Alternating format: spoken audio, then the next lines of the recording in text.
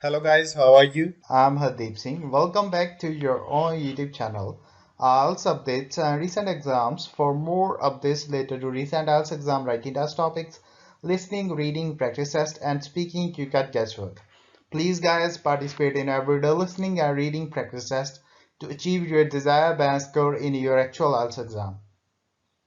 Please hit the like and subscribe button. Press the bell icon for the upcoming notifications. Don't forget like, subscribe and share my YouTube channel and my Facebook page, IELTS updates and recent exams. Part 1. You will hear a conversation in an international airport between a newly arrived student, Jenny Lee, and an agent at the lost luggage counter. First, you have some time to look at questions 1 to 4.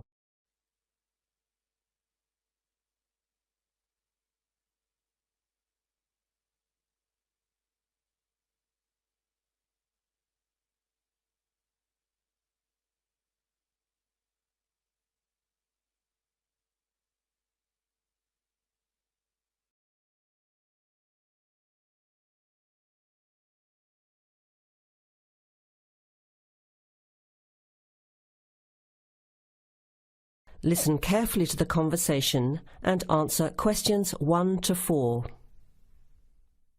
Okay, who's next, please? I think I am. How can I help you? I just came in on flight 372 from Singapore at 11:30 and my luggage hasn't arrived. I've been waiting at the baggage claim for about half an hour now and everything seems to have come off the plane. The conveyor belt has stopped and all the passengers have gone. So I came here to find out what has happened to my bag. Can I see your ticket, please? Here it is. So you came from Hong Kong today and changed planes in Singapore, right? Yes, the connection in Singapore was a tight one. The plane got in late and I had to rush to get to the next flight. That's the problem right there. There wasn't enough time to get your bags onto the connecting flight. Normally Singapore Airport is very efficient. Now, I need you to fill in these forms. Your name? Jenny Lee. Address? I guess you want my address here. I'm staying with relatives. Just a minute, I'll have to look it up. It looks like 583. No, it's 533 East 67th Street in Riverside. Do you have the phone number there? Yes, I do. It's 93014269. So you came in on Qantas flight 392. Do you know the number of the flight out of Hong Kong? Let me see. I think it was Cathay Pacific 900 or something. Oh yes, it says here, CX912. Before you hear the rest of the conversation, you have some time to look at questions 5 to 10.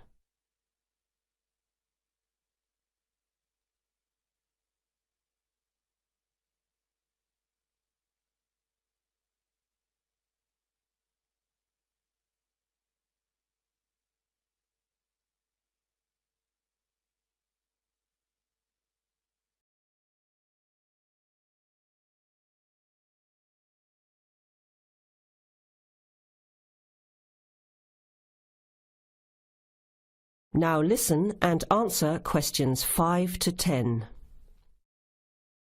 Right. Now, I need a description of the luggage. How many pieces did you check in? Just one. Can you describe it for me? Here is a picture to help you.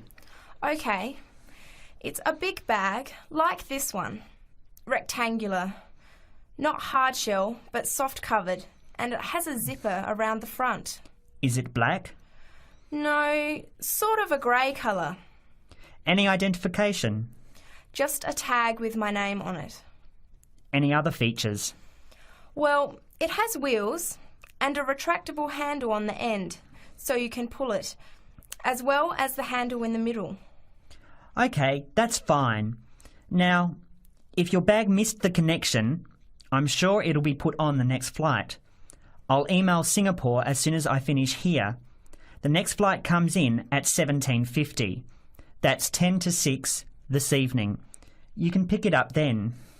10 to 6? That's too long to wait. Can I get my uncle to pick up the bag on his way home from work? Sorry, you have to be here yourself to clear customs. Of course. I almost forgot. Will the bag come here, to this desk? Yes.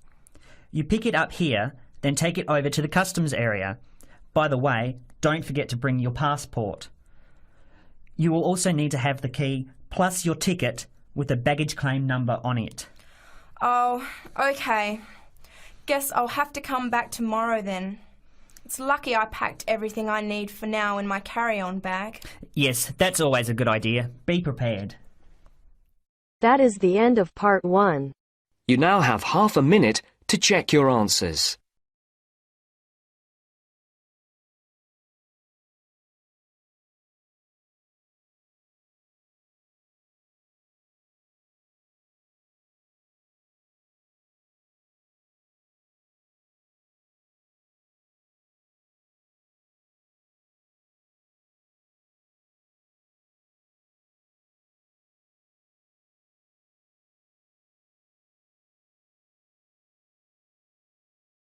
Now turns to part 2.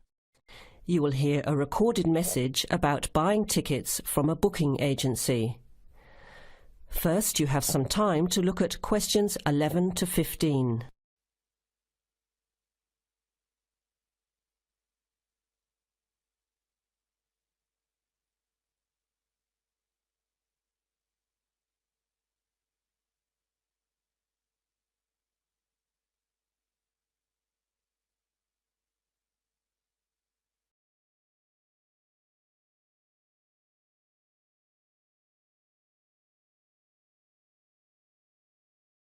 Thank you for calling ATS Advanced Ticketing System, the call system for all your entertainment needs.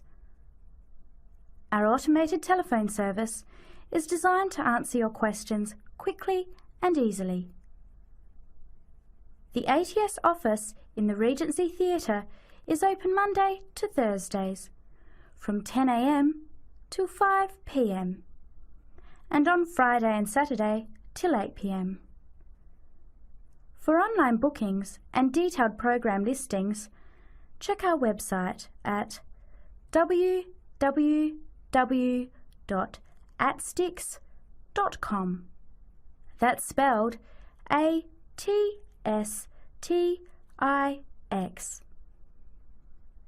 Please listen to the choices available.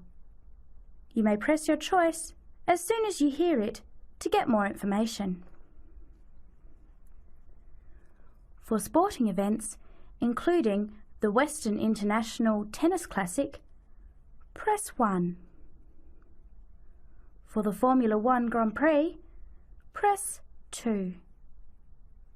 For classical music, including the upcoming Philharmonic Orchestra series, press 3. For theatre and dance, press 4. For other inquiries, please hold the line.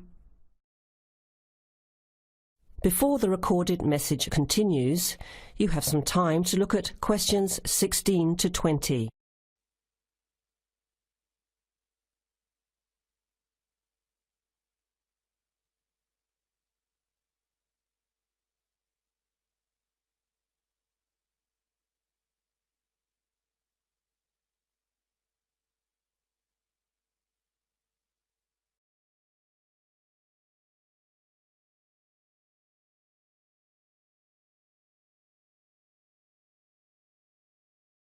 Now, as the message continues, answer questions 16 to 20.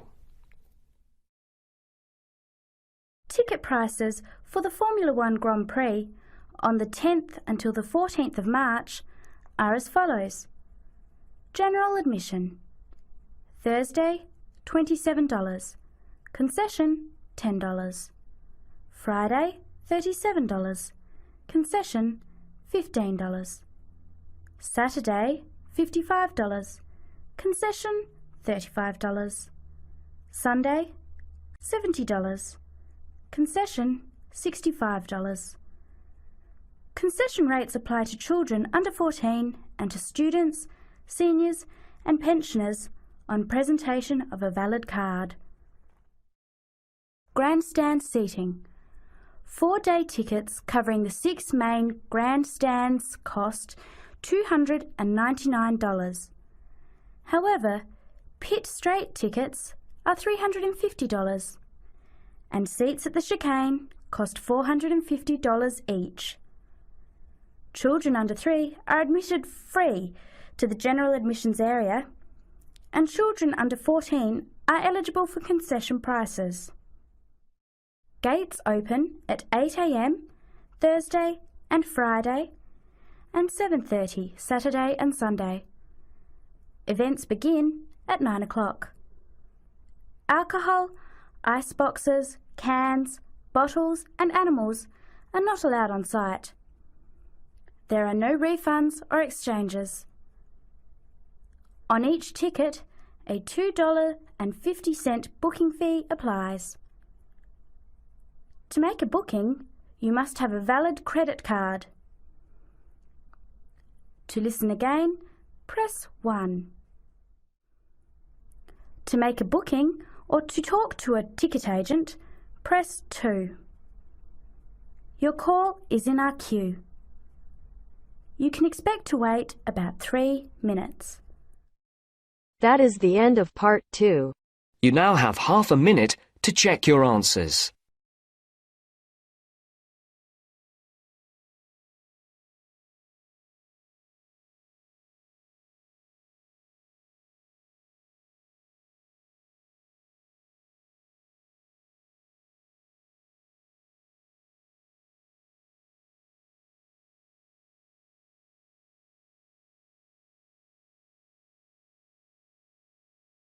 Now turns to part 3. First, you have some time to look at questions 21 to 30.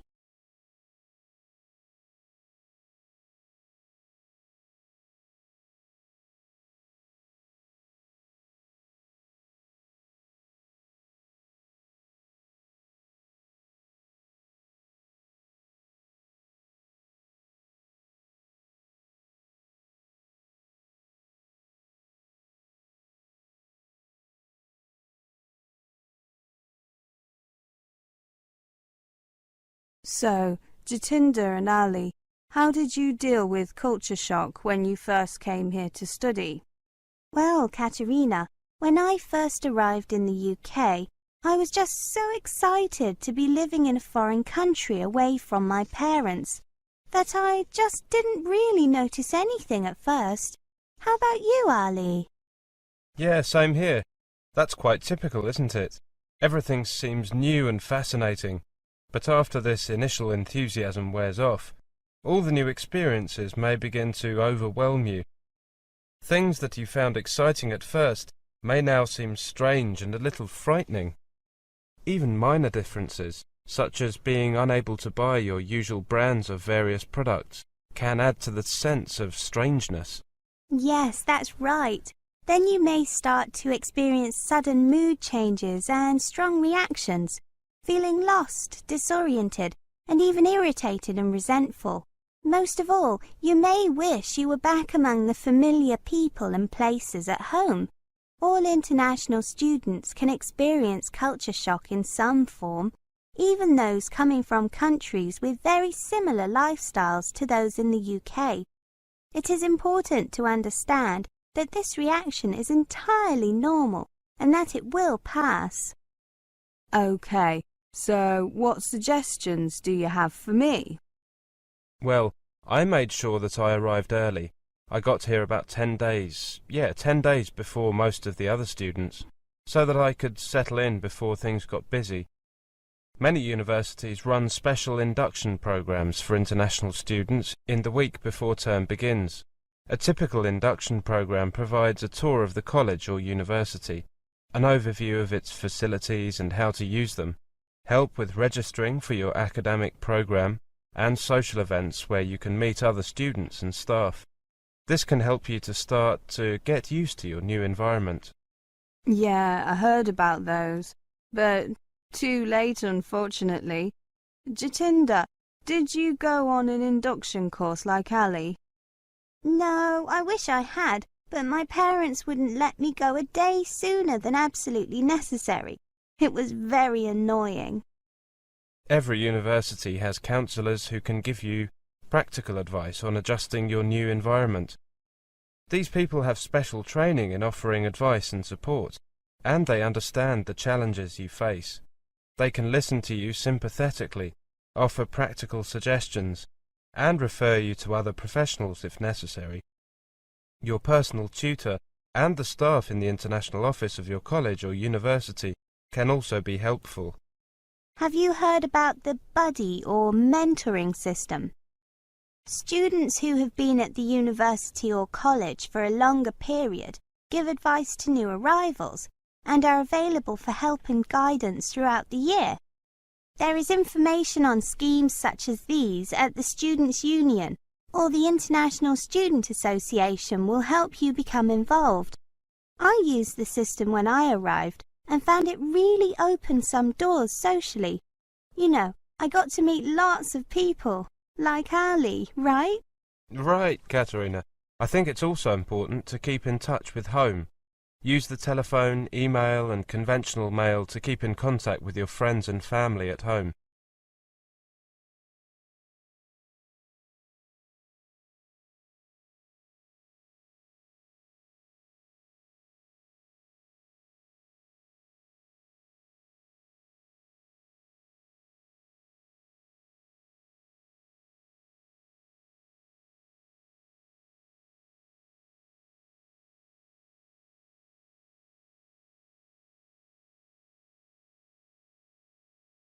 In larger towns or cities with large international communities like this one, you may be able to find people from your country.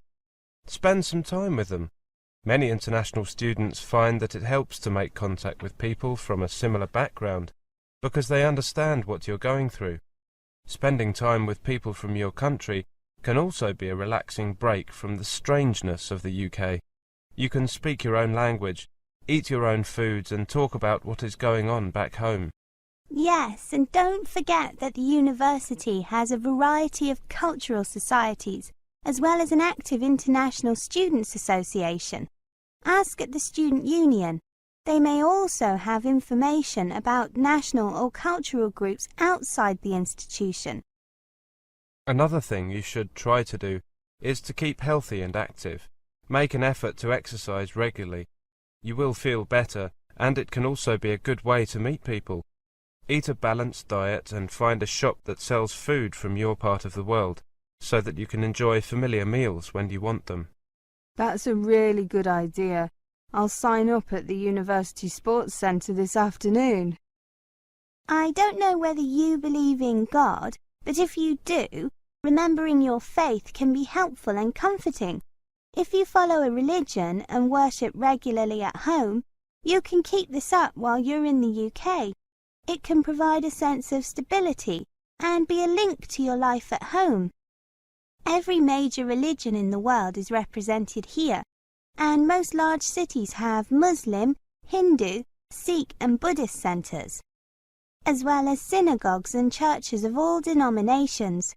The Student Union keeps a list of places of worship. I'm not religious, but I do see your point. So there's plenty I can do. Practical things, I mean. And above all, I need to remind myself that culture shock is normal and temporary. That is the end of part 3. You now have half a minute to check your answers.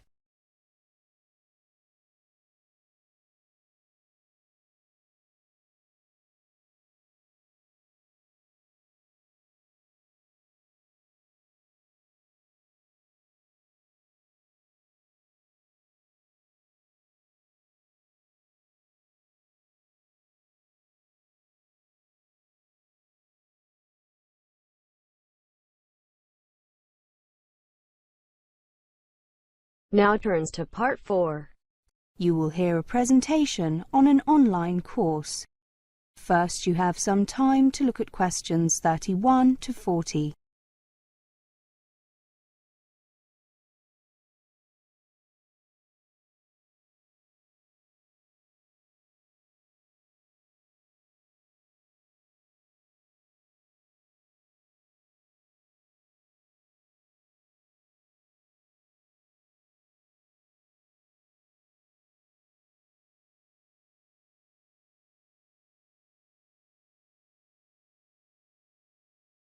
Welcome to this presentation on our online course, An Introduction to Electronics, which runs over 10 weeks and starts on 8th of May.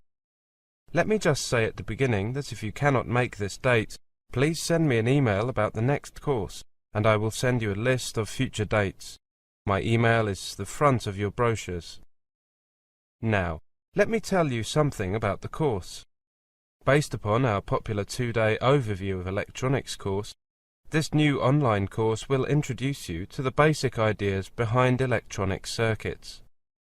The course will consist of 10 units each, of which will involve around 5 hours of study. The course is designed to act both as an introductory course and as a refresher course. After taking the course, you should have a good idea of how electronic systems work and how they are made. In particular, the course focuses on the design of a hi-fi amplifier. The course is limited to analog electronics, where signals are represented by continuously variable voltages, and will not cover digital electronics, where signals are represented by discrete numbers. Students should normally have a reasonable proficiency in school maths and science. Study to GCSE level is sufficient for most of the course, though study to A level will enable a full understanding of the more advanced topics. Students on the course will be supplied with a copy of Terry Fitt's Fundamentals of Electronics. This will be used for directed reading, assignments and further study. It also serves as a useful reference source. The student should have PC available and a basic knowledge of Windows in order to use the simulation software from the CD-ROM that comes with this book. Now, who is this course designed for? This course is intended for individuals with little prior knowledge of electrical or electronic engineering who want to get a feeling for the subject, and for individuals whose knowledge is rusty or out of date. A previous exposure to basic science and maths at school will be assumed. Maximum benefit will accrue to those who have attended higher education in a technical subject, or who have experience in a related area. Typical attendees may include those in jobs which bring them into contact with electronics, such as draftspersons, PCB designers, production and assembly personnel and software designers, those working with electronic products, such as managers and salespersons, those coming into electronics from a related field, such as scientists or mathematicians, and those simply curious to find out about this all-pervasive technology. The benefits of this course are that, first, it gives you a quick insight into modern electronics. It also puts emphasis on practical devices and systems. Unlike many other courses, no prior knowledge is assumed, but previous exposure to school-level science and maths is assumed. Fourthly, it can be used as a refresher course. Fifth, there is the benefit of getting hands-on simulations, and finally, all delegates completing the course will receive a University of Oxford certificate of completion. The course will be presented by Brian Williams, who started his career working as an electronic engineer for British Aerospace. Brian then became a lecturer and has taught electronics at Oxford University and Jesus College for longer than he cares to admit. He is also an active consultant and researcher. Brian is a dynamic lecturer and particularly enjoys teaching introductory level courses and interacting with students. Now, finally, let me just quickly go through the course content. Please remember that this course is intended for individuals with limited prior knowledge of electrical or electronic engineering. Unit 1 looks at electronic systems, including an introduction to the idea of signals represented by voltages. Wires used to transfer signals and voltage from one place or box or component to another, and boxes or components manipulating voltages, particularly amplifying them. Unit 2 takes a look at Ohm's law, the linear relationship of voltage and current, and the concept of resistance. It also looks at resistors and resistor networks. Unit 3 focuses on op-amps, providing an introduction to the ideal op-amp and its applications. The next slide tells us that Unit 4 is concerned with capacitors, and AC circuits. The theory and applications of capacitors and their use in transient and AC circuits. Unit 5 looks at frequency response and filters, including both passive and active filters. Unit 6 takes a look at magnetism, inductors and transformers. Looking at this next slide, we can see that Unit 7 covers RL and RLC circuits, including tuned filters and crossover networks. Unit 8 is entitled An Introduction to Semiconductors. It covers diodes and rectifiers, both theory and applications. This unit also looks at special purpose diodes. Unit 9 covers transistors, particularly bipolar transistors, including theory and typical circuits.